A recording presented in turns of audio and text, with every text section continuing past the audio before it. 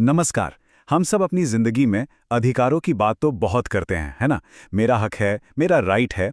लेकिन कानून की नज़र में इस शब्द का असली मतलब क्या होता है? और क्या हर अधिकार के साथ कोई ना कोई कर्तव्य भी जुड़ा होता है?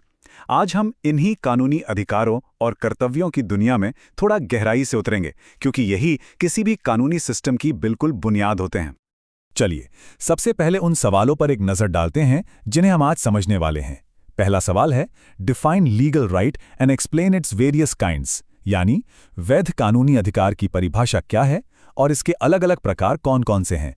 दूसरा सवाल, rights and duties are correlative, comment, मतलब ये जो कहा जाता है कि अधिकार और कर्तव्य एक दूसरे से जुड़े हुए हैं, इस पर बात करनी है। और आखिर में, distinguish between claims, liberties, powers and immunities, मतलब कि दावों, स्वतंत्रताओं, शक्तियों और उन्मुक्तियों में क्या फर्क है, इसे समझना है।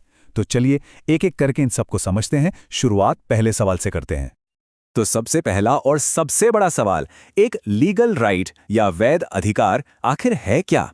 देखिए, यह सुनने में जितना सीधा लगता है, इसका जवाब उतना ही गहरा है। दुनिया के कई बड़े बड़े कानूनी जानकारों ने इसे अपने अपने तरीके से समझाने की कोशिश की है, और जब हम उनकी अलग अलग परिभाषाओं को देखेंगे तभी हमें इसकी पूरी तस्वीर समझ में आएगी। सबसे पहले बात करते हैं जॉन ऑस्टिन की। उन्होंने एक बहुत ही सीधी-सादी परिभाषा दी।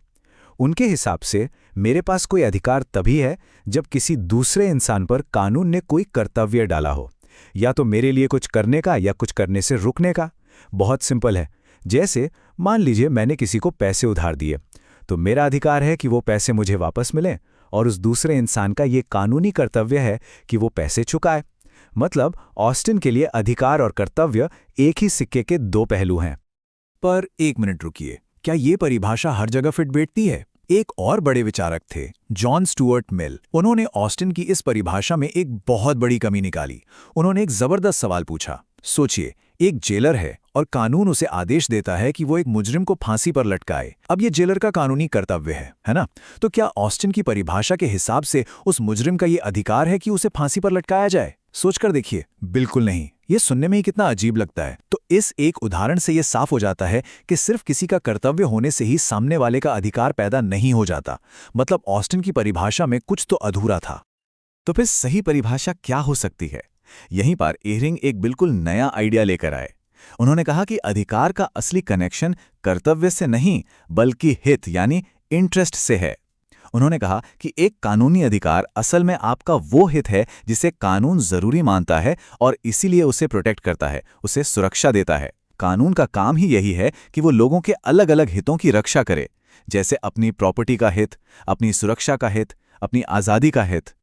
फिर आए सालमंड, और उन्होंने एहरिंग की बात को और भी ज्यादा साफ और बेहतर बनाया। उन्होंने कहा कि देखो भाई, किसी भी हित को कानूनी अधिकार बनने के लिए दो चीजें होना बहुत जरूरी हैं। पहली, कानून उस हित को रिकॉग्नाइज करे, यानी उसे मान्यता दे, और दूसरी, कानून उसे प्रोटेक्ट करे, यानी उसे संरक्षण दे। सिर्फ एक से काम नहीं चलेगा। इसका सबसे अच्छा उदाहरण है जानवरों के प्रति क्रूरता का कानून। कानून जानवरों के प्रति क्रूरता को रोकता है, मतलब उनके हितों को संरक्षण तो दे रहा है, लेकिन जानवरों को कानूनी अधिकार नहीं देता, क्योंकि कानून उन्हें एक व्यक्ति के तौर पर मान्यता नहीं देता। तो मान्यता और संरक्षण, ये दोनों चीजें जब मिलती हैं तब जाकर एक कानूनी अधिकार बनता है। ठीक है, तो अब हम ये समझ गए हैं कि एक कानूनी अधिकार क्या है। ये एक ऐसा हित है जिसे कानून मान्यता भी देता है और सुरक्षा भी। लेकिन क्या सारे अधिकार एक जैसे होते हैं? जी नहीं। तो चलिए अब अधिकारों के अलग अलग प्रकारों को समझते हैं, जैसा कि सामण ने हमें बताया है। सबसे पहला फर्क है पूर्ण और अपूर्ण अधिकारों के बीच में। देखिए, एक पूर्ण अधिकार या परफेक्ट राइट वो है जिसके लिए आप सीधे कोर्ट जा सकते हैं और उसे लागू करवा सकते हैं, जैसे कि किसी कॉन्ट्रैक्ट के तहत अपना पैसा वसूलना। वहीं दूसरी तरफ अपूर्ण अधिकार या इम्परफेक्ट राइट वो है जिसे कानून मानता तो है, पर उसे लागू करवाने के लिए आप कोर्ट का दरवाजा नहीं खटखटा सकते। इसका सबसे क्लासिक उदाहरण है टाइम बार्ड डेट, यानी ऐसा कर्ज जिसे वापस मांगने की कानूनी समय सीमा खत्म हो चुकी है। कर्ज तो है, कानून ये मानता है, पर अब आप उसे कोर्ट के जरिए वसूल नहीं कर सकते। इसके बाद आते हैं सकारात्मक और नकारात्मक अधिकार। ये समझना काफी आसान है। एक सकारात्मक अधिकार किसी दूसरे व्यक्ति पर कुछ करने का कर्तव्य डालता है, जैसे अगर मैंने आपको कोई सामान बेचा तो मेरा अधिकार है कि मुझे पैसे मिलें और आपका कर्तव्य है कि आप मुझे पैसे दें। ये एक पॉजिटिव राइट है। वहीं एक नकारात्मक अधिकार दूसरों पर कुछ ना करने का कर्तव्य डालता है, जैसे मेरा अपनी जमीन पर अधिकार। इसका मतलब है कि दुनिया में हर किसी का ये कर्तव्य है कि वो मेरी जमीन में बिना इजाजत ना घुसे। ये एक बहुत बहुत जरूरी फर्क है, इसे ध्यान से समझिए। एक होता है राइट इन रेम, जिसे लोकलक्षी अधिकार भी कहते हैं। ये अधिकार पूरी दुनिया के खिलाफ होता है। रेम का मतलब है वस्तु, तो ये किसी चीज पर आपका अधिकार है, जैसे आपके अपने घर पर आपका अधिकार। और दुनिया के हर इंसान का कर्तव्य है कि वो आपके इस अधिकार में दखल ना दे। इसके ठीक उलट है राइट इन पर्सोनम या व्यक्तिलक्षी अधिकार।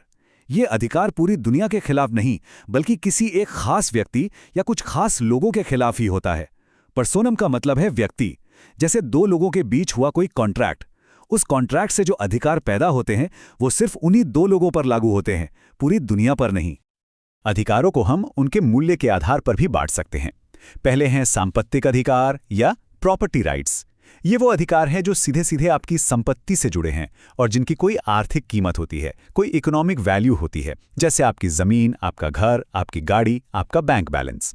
दूसरी तरफ हैं व्यक्तिगत अधिकार या पर्सनल राइट्स। इनका संबंध आपकी पर्सनल वेलबीइंग, आपकी भलाई से होता है और इनकी कोई आर्थिक कीमत नहीं लगाई जा सकती, जैसे आपकी इज्जत या प्रतिष्ठा का अधिकार या आपकी आज़ादी का अधिकार। ये थोड़ा टेक्निकल है पर है बहुत दिलचस्प। ये फर्क प्रॉपर्टी के मालिकाना हक से जुड़ा है। राइट इन रे प्रोप्रिया, इसका सीधा मतलब है अपनी चीज पर अधिकार। ये आपकी खुद की संपत्ति पर आपका पूरा अधिकार है, आप उसके मालिक हैं। लेकिन एक होता है राइट इन रे एलिएना, जिसका मतलब है दूसरे की चीज पर अधिकार। अरे ये कैसे हो सकता है? हो सकता है, इसमें आपका अधिकार किसी और की प्रॉपर्टी पर होता है, जैसे किसी के खेत से होकर गुजरने का रास्ता, जिसे राइट ऑफ वे कहते हैं।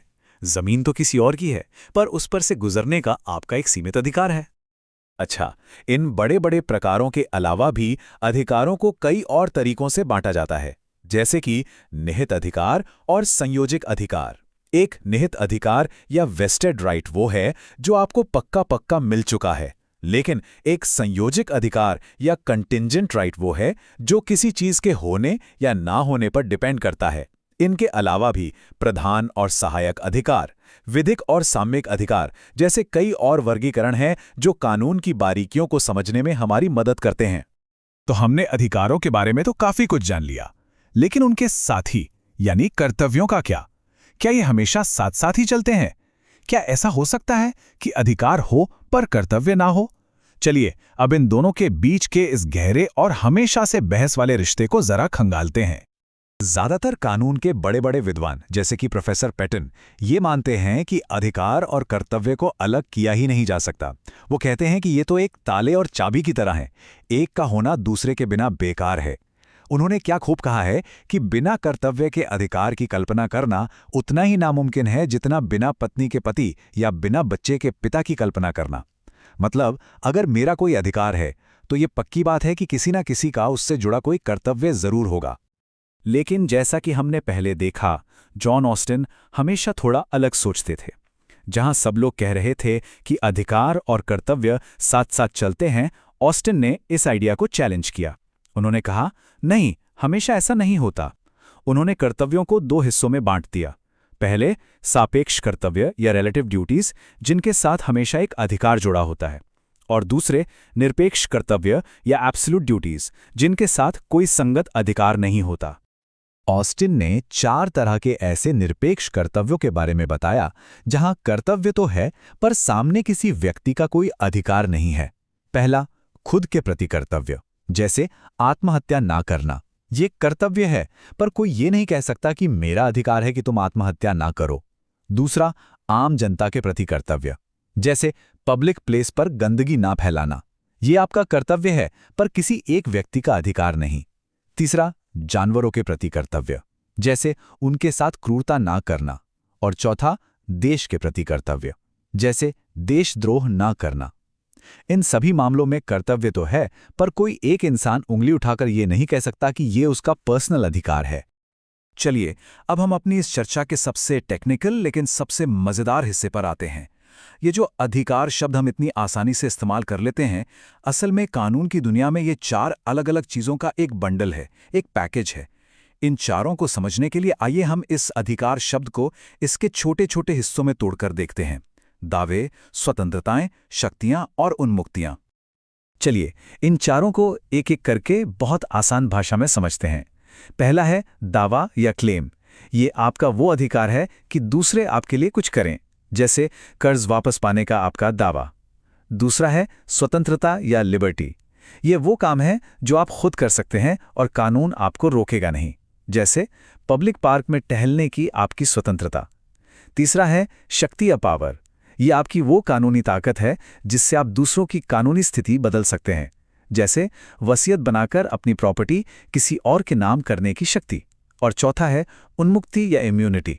ये आपकी वो ढाल है कि कोई दूसरा आपकी कानूनी स्थिति को बदल नहीं सकता, जैसे एक डिप्लोमैट को किसी देश में मुकदमों से मिलने वाली उन्मुक्ति।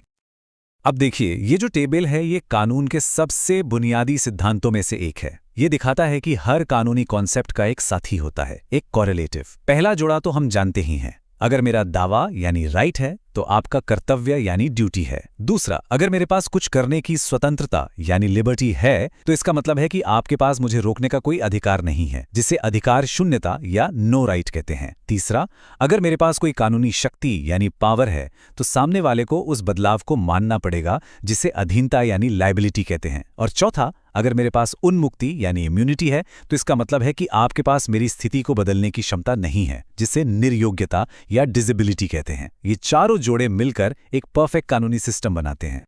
तो दोस्तों, हमने कानूनी अधिकार की परिभाषा से सफर शुरू किया, उसके अलग-अलग प्रकारों को देखा और कर्तव्यों के साथ उसके पेचीदा रिश्ते को भी समझा।